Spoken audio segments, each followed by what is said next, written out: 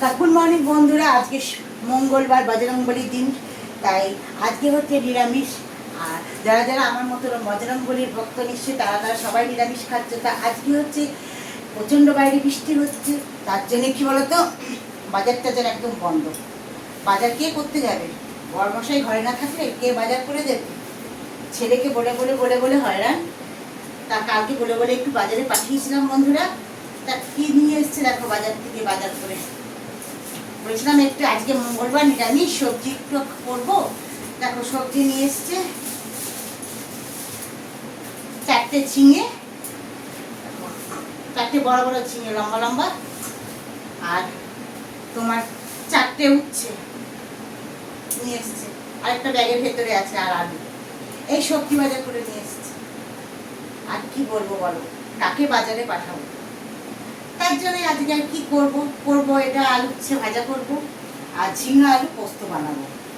তাহলে চলো ঝিঙাটা কেটে ফেলি, চটপট একটু লম্বা লম্বা করে কাটবো, দিয়ে বেশ মাখা মাখা করে সুন্দর করে পোস্ত বানাবো।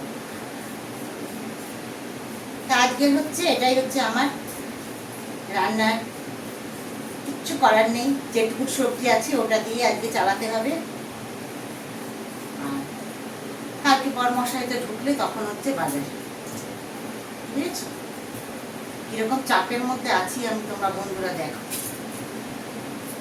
বাজারও করতে পারছি, কি পরিস্থিতি, কি চাপ।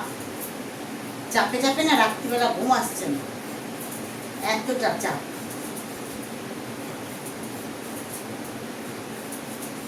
যাদের বর বাড়ি না থাকে না, বাইরে চাকরি বাকরি করে, তাদের পরিস্থিতি এদিক আমার মতো, প্রচন্ড চাপে থাকে।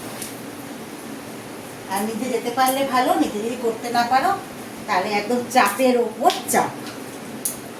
এখনকার মতন বন্ধুরা টাটা বাই বাই, পরে ভিডিও নিয়ে পরে তোমাদের সামনে চলে আসবো। তাহলে এখনকার মতন স্টপ।